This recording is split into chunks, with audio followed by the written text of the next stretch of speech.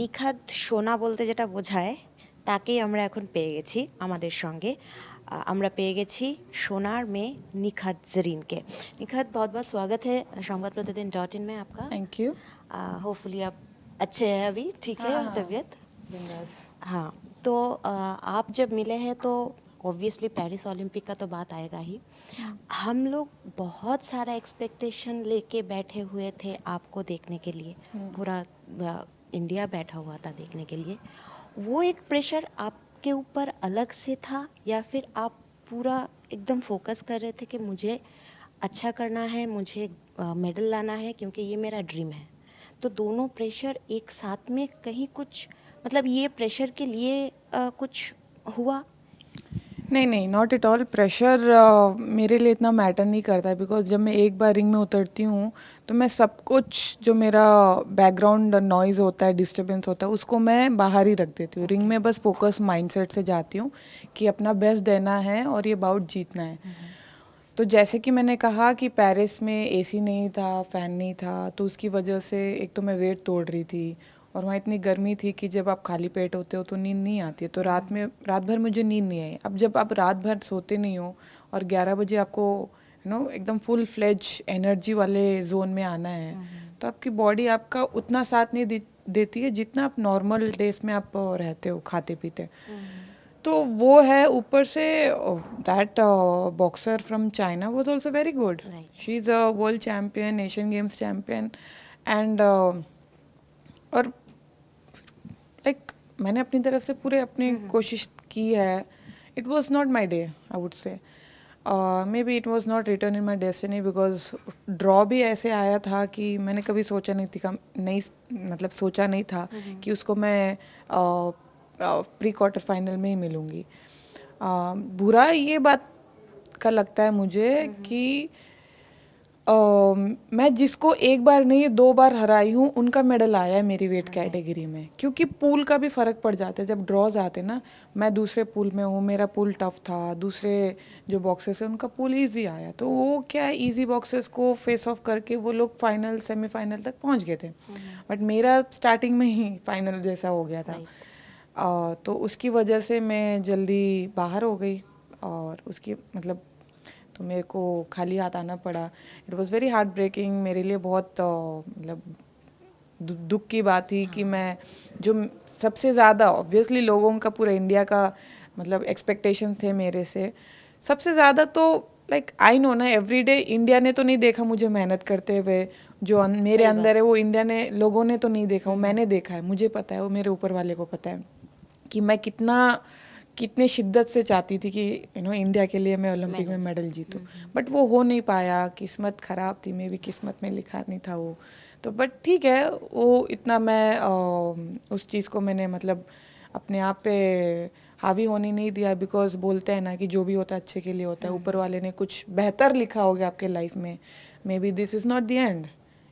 तो मैंने फिर वही सोच के अपने आप को मोटिवेट किया, थोड़ा टाइम लिया, बट अभी वापस कम बैक किया। अभी फिर से ट्रेनिंग शुरू कर ली है मैंने। और ये 25 में वर्ल्ड चैम्पियनशिप है हमारा सितंबर में, तो मैं फोकस उस पर कर रही हूँ। निखात, एक दिन का बाउट और अगर नहीं हुआ सक्सेसफुल तो 4 साल का वेट। और उस वेट में बहुत सारा मेहनत करना पड़ता है, बहुत सारा कंपटीशन आता है। आप जब भी कोई कंपटीशन में गए हो, कुछ ना कुछ मेडल लाए हो। तो ये जो रिकवरी है, ये जो इमोशनल रिकवरी, मेंटल रिकवरी, ये कैसे किया आपने? देखिए, एथलीट मतलब लोगों के लिए तो ओलंपिक 4 साल में एक बार आता है, तो वो लोग ना बस ओलंपिक के परफॉर्मेंस को देख के आपको जज करेंगे। बट जो 4 साल की जो हमारी एवरी डे वाली जो मेहनत होती है, वो कोई नहीं देखता। वो हम देखते कि हमारी लाइफ में छोटे छोटे चैलेंजेस आते हैं, इंजरी होती है ना, जो कॉम्पिटिशन हम खेलते हैं बीच में, उसके लिए वेट तोड़ना होता है। फिर मतलब बहुत सारी चीज़ें होती है। पर्सनल लाइफ में प्रॉब्लम्स होती है, प्रोफेशनल लाइफ में प्रॉब्लम्स होती है ना। तो लाइक ये सब चीज़ों को हम ही मैनेज करते हैं, हम ही उसको फेस करके आगे बढ़ते हैं। तो ये सब दीज आर लाइक ये लोज एंड हाइज में ना कोई साथ नहीं होता है अपने सिवाय। और अपने कुछ जो खास लोग होते हैं तो वो लोग होते हैं। तो जो पेरिस के बाद जो मेरा एक कंपटीशन को देख के लोग जज करने लग जाते हैं कि ये ऐसी है वैसी है, तो मुझे आपको आपको लगता है कि मुझे उन सब की बातों को सीरियसली लेना चाहिए और दिल पे लेना चाहिए? नहीं। जो मेरे खास है, जिन्होंने मेरा स्ट्रगल देखा है, जिन्होंने मेरी मेहनत देखी है, जो मेरे खुद जर्नी के पार्ट रहे हैं, वो लोग मुझे मोटिवेट करते कि नहीं निखत, कोई बात नहीं, मे बी यू ना पेरिस में मेडल नहीं लिखा होगा तेरे नसीब में, बट कोई नहीं, एलए है, एलए के लिए मेहनत करेंगे हम। वो लोग मेरे को इतना मोटिवेट कर रहे, मैं उन लोग की बात सुन के अपने आप को मोटिवेट करूं, या जो मुझे जानते भी नहीं है, जो यू नो खाली ओलंपिक्स आने से पहले मेरे को फॉलो करते हैं, मेरी जर्नी को फॉलो करते हैं, मैं उनकी बात को लेके दिल पे लेके मैं एक जगह बैठूं और मेहनत ना करूं, वो सही नहीं है ना। तो मैंने उसी टाइम डिसाइड कर लिया था कि ठीक है, जो हो गया, आगे भी लाइफ पड़ी है ना, और मेहनत करेंगे। हम एक टाइम आएगा जब सबको प्रूफ करेंगे, अब इतने साल हम प्रूफ करते ही आए हैं, तो यही है कि बस मेहनत करते रहना है, रुकना नहीं है, चाहे रास्ते में जितने भी चैलेंजेस क्यों ना आए, पहले भी फेस किए, आगे भी फेस करेंगे, बट रुकेंगे नहीं। कुछ दिन पहले आपने कहा था बीएफआई के इलेक्शन के लिए बॉक्सेस को थोड़ा स्ट्रगल हो रहा है, ये स्ट्रगल बॉक्सेस के ऊपर नहीं होना चाहिए। आप लोग रिंग में प्रैक्टिस करते हो, आप लोग रिंग में अपना 100% देते हो, उसके बावजूद भी क्या ये एडमिनिस्ट्रेशन के लिए कुछ मतलब उसका इफ़ेक्ट भी बॉक्सेस के ऊपर आता है, मतलब मेंटली? नहीं, ऐसा कुछ नहीं है। देखिए, हम एथलीट्स हैं, हमारा काम है मेहनत करना और हमारे स्पोर्ट पे ध्यान देना, हमारे है ना कॉम्पिटिशन्स जो आने वाले हैं उस पे हम फोकस करके उस हिसाब से हम मेहनत करते हैं। एडमिनिस्ट्रेशन में क्या हो रहा है, फेडरेशन में क्या हो रहा है, इससे हमारा लेना देना नहीं है। तो मेंस की नेशनल हो गई है, अभी विमेंस की भी डेट अनाउंस हो गई है, तो अभी इलेक्शन भी ये महीने में हो जाएगा, और एडॉक कमेटी जो फॉर्म हुई थी इवन वो भी सुप्रीम कोर्ट हाई कोर्ट ने हटा दिया है, तो फेडरेशन वापस फिर से फॉर्म में आ गई है। कॉम्पिटिशन्स अभी होंगे, अभी एक टीम जा रही है लड़कों की, ब्राज़ील जा रही है।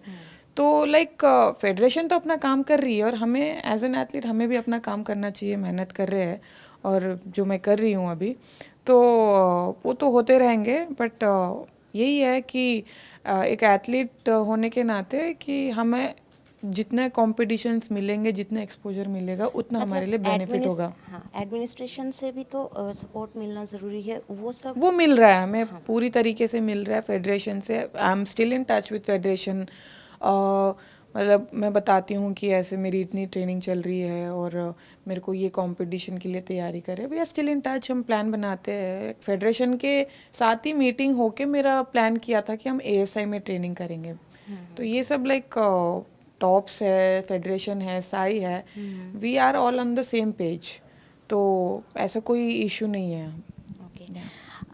आप सलमान खान के फैन हो, मैं भी हूँ। ओह, तो वेरी गुड। तो हाल ही में हमने देखा कि नीरज चोपड़ा छुपा रुस्तम निकले, अचानक से शादी कर लिए, है ना? है। आपका कुछ ऐसा कुछ प्लान है, या फिर आप छुपा रुस्तम निकलेंगे, हम लोग बाद में जान पाएंगे, ऐसा कुछ है?